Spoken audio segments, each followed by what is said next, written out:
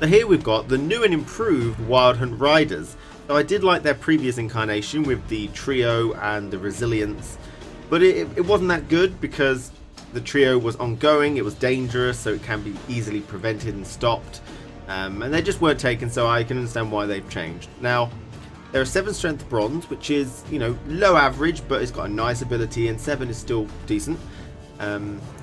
Its ability is increase by 1 the damage Frost does on the opposite row. So it only affects the opposite row, but you've got to decide whether you want to Frost a lot of things and stagger your Wild Hunt Riders around the board, or whether you want to stack up on a particular row and just Frost the opposite. Now, the question you're probably going to ask me is, does their effect stack? Can you build it up? And the answer is yes. So your Frost will do 2 damage, but with a Wild Hunt Rider it will do 3.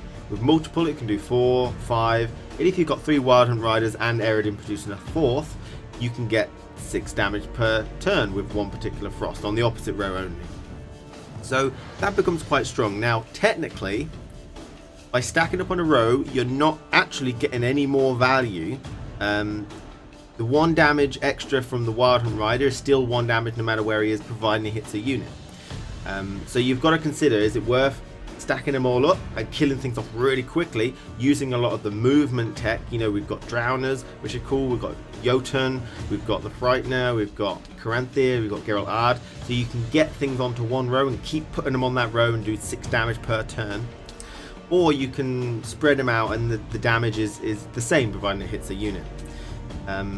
Now, if you spread them out, you're going to have to use more Frosts. So if they clear sky, they might be able to get rid of 3 Frosts. But if you stack up on one row and you Frost that row, they might be very inclined to get rid of it because 6 damage per turn. And if they do use a clear skies to get rid of it, then you can just place it again because it's easy to Frost one row over and over and over again. But you might come up across some challenges, like, you know, Movement Square Town might move things away from you, and they'll place things not in that row, obviously, so you'll have to keep moving it towards that row. So there are issues. However, whilst recording this, and you saw some clips at the beginning, I stacked on row to show the effect, and what was evident to me is if I did 6 damage per turn, I would lose a lot of that value sometimes. Often there were 4 strength, 3 strength, and yeah, it would kill it, but I would lose 2 and 3 strength while I was trying to kill things. So although you can get 6 damage per turn, often the times just as something's about to die, you wouldn't get 6 damage per turn, you would get something like 2 or 4 or something like that.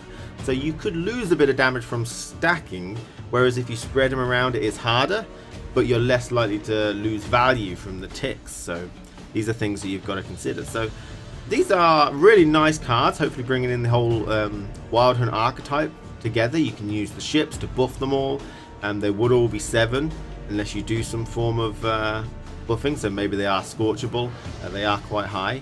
So, you know, these are interesting things, and the whole idea of the Wild Hunt Frost archetype is really starting to come together now, and I think there's some definite experimentation to be done with the Wild Hunt Riders. So thanks for watching, guys, take care, and I'll see you again very soon.